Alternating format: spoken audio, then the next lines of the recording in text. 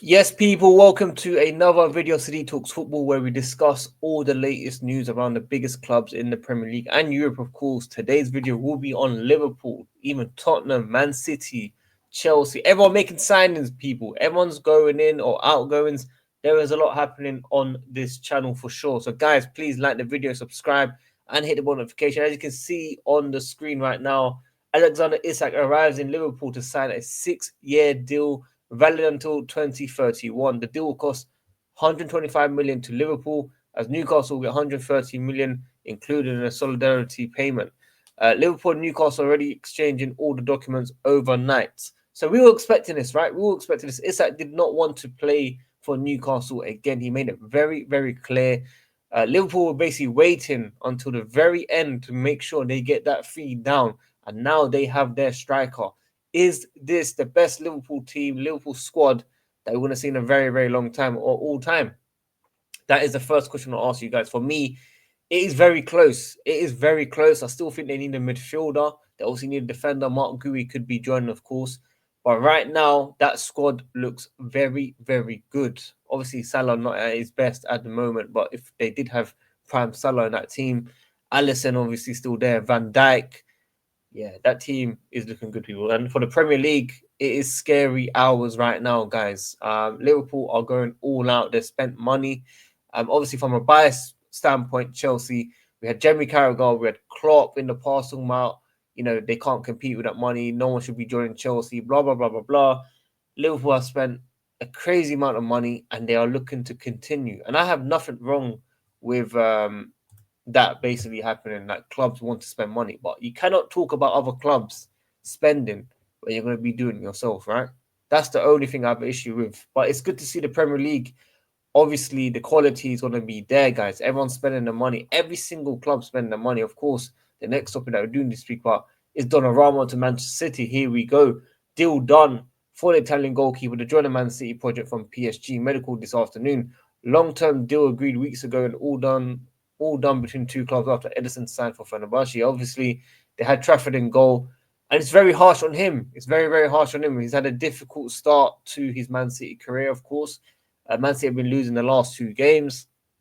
I wouldn't say it's his fault, but it's under a lot of pressure, right? And you're playing for Pep. Pep has massive, massive high expectations. I'm not sure how this goalkeeper suits his play, but clearly he needed a big goalkeeper, someone with experience, someone that's very good in goal. Donnarumma, as we've seen in big games, except against Chelsea in the Club World Cup final, where he didn't play. I was going to say he did play, but he didn't actually play. But in general, when he's needed, he steps up. We've seen it for Italy, we've seen it for PSG in the past. Is a very, very good goalkeeper for sure. I just thought maybe high wages, not many clubs would have went for him, but clearly Man City have got a deal for the goalkeeper to be joining. So Man City should be a lot better going forward after the international break. Obviously, I wouldn't take too much from the first three games. Chelsea unbeaten alongside with Liverpool, Arsenal losing last night, and Tottenham losing over the weekend against Bournemouth at home basically summed it up that this Premier League is going to be a special, special season this year. United have also signed a goalkeeper. They were linked with Martinez. Personal terms were agreed, but they've gone a different way to sign a cheaper deal, most likely in wages, especially. Sen Lemons, of course, a Belgian goalkeeper, agreement in place to sign for Manchester United immediately. Deal in place to be sealed after medical. Deal also includes add-ons as David Ornstein reports. So yeah, that is Manchester United goalkeeper. Um, I mean, look, I'm not going to act like I know everything about him. Obviously, they have massive, massive issues in goal. Onana, what's my name? Um, they have a lot to fix. Obviously, they got a lucky win over the weekend. They needed that to make sure their season wasn't at its worst. They're ahead of Man City as well. Their neighbours, the noisy neighbours, as they once described. Um, for them, they are improving their attack. I think their attack is okay now. I don't think, obviously, Sesko they've signed. They had Cunha, who I think could be injured for a while now. Hopefully, he's back soon for United. Mbembe, of course, and obviously midfield, they've got the likes of Bruno. Mino, most likely going to be staying. I know he wants to move out on loan at least, or maybe he wants the manager gone before he comes back or something. I don't know. But yeah, they sort out the goalkeeper. It's probably just the defense they need to look at, but not enough time. Maguire, doing his thing. I think Maguire has improved in the last 1 or 2 years. I'll be real with you.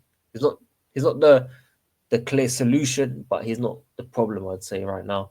So United have a lot to do this season. Amorim has been a bit emotional, but he has to step up now. I think now is the year. This is your season. This is your time. They have spent a lot of money. They have backed you. It is time to now show what you're capable of for sure. Tottenham looking to make contact with Muani, of course. If you watch Wawa Chelsea on Chelsea content, we spoke about it with the Blue Lounge. The Blue Lounge obviously saying that keep an eye on that for sure, because there were some issues around his move that other clubs were looking at. So Tottenham interested, maybe Chelsea have inquired as well. Keep an eye out on Chelsea as well. PSG want an obligation if it's going to be on a loan, but there are many clubs interested in this player. I think there's going to be a twist to this transfer. I think Rando, Colo, Morani, of course. Let's keep an eye on that. I think if Chelsea was to go in, I would be happy with that. But I think it really depends on Nicholas Jackson leaving for Chelsea on a permanent on obligation before we make any signings. Mark Gui obviously back on loan.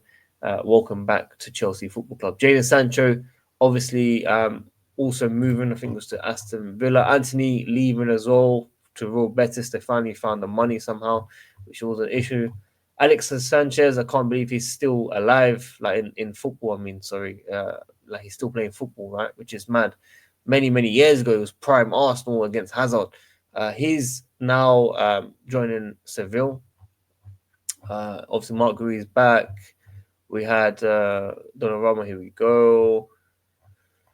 Where's the Sancho news, guys? Sancho, yay! Aston Villa.